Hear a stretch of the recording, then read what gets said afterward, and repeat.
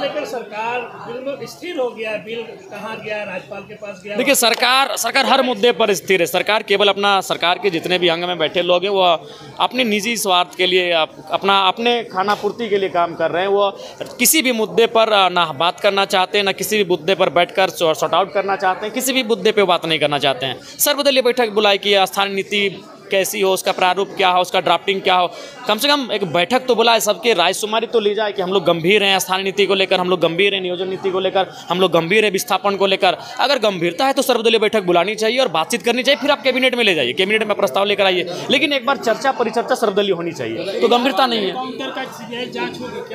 देखिए, अब राज्य सरकार तो बहुत ही अकड़ के है उसमें। राज्य सरकार उल्टा एक वरिष्ठ नेता उनको अपराधी बना रहे हैं। अरे भाई, अगर ऐसे अपराधी बोलने गए हैं मात्र केस हो जाने से, तो राज्य के तमाम आंदोलनकारियों को आप अपराधी की लिस्ट में लाके खड़ा कर देंगे, तो वो तो बचना चाह रही है, उल्टा हुआ उनको अपराधी घोषित करने में लगी हुई है। दादा, क्या लगता है सूर्या हांसदा के मामले पे, नगरी जमीन के मामले पे, या फिर 1932 के खतियान मामले, सरकार की नीयत क्या लगा?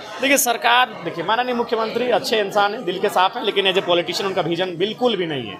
आप कभी भी माननीय मुख्यमंत्री के पास जाइए, आप उनसे 5 मिनट तक का समय नहीं ले सकते हैं। कोई भी, आज मैं नाम नहीं लूँगा, बहुत सारे मंत्रियों से मैं मिला, बहुत सारे उनके सत्ता दल के विधायकों से मिला, वो बोले 4-5 लोगों से घिरे होते हैं, हमें अपनी बात रखने का अवसर तक नहीं मिल पाता है, ना वो सुन पा रहे हैं हमारी बात। सही बात है वो, और ये दुर्भाग्य की स्थिति है कि माननीय मुख्यमंत्री अपने मंत्रियों से, अपने विधायकों से संवाद नहीं कर पा रहे हैं, तो कहाँ से राज्य को आगे लेकर जाएंगे। आप पतरातू कल गए थे, विस्थापितों से मुलाकात हुई थी, क्योंकि बड़का गांव क्षेत्र में लोग काफ़ी परेशान हैं। जी, बड़का गांव, हमें लगता है कि आज अगर राज्य में सबसे ज़्यादा कहीं के लोग विस्थापन के इशू से परेशान है तो बड़का गाँव के लोग हैं। चाहे वह पतरातू ब्लॉक रहे, बड़का गाँव का ब्लॉक रहे, या केरेडांडी का ब्लॉक रहे, या फिर 2-4 क्षेत्र उनका टंडवा में भी आता है। तो 4 ब्लॉक बड़का गाँव विधानसभा टच करता है। चारों ब्लॉक आज विस्थापन के दंश को झेल रहा है, और मुझे लगता है कि आज सरकार को विस्थापन में तो कम से कम खुलकर बात करनी चाहिए, खुलकर नीति बनानी चाहिए, और इस दर्द पर विराम महलम लगाना चाहिए।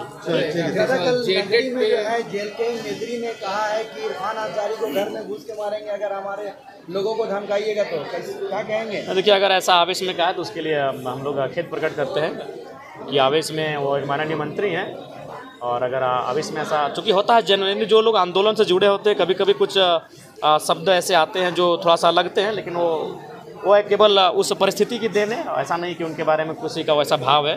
अगर कभी कभी आंदोलन में काउंटर शब्द आते हैं।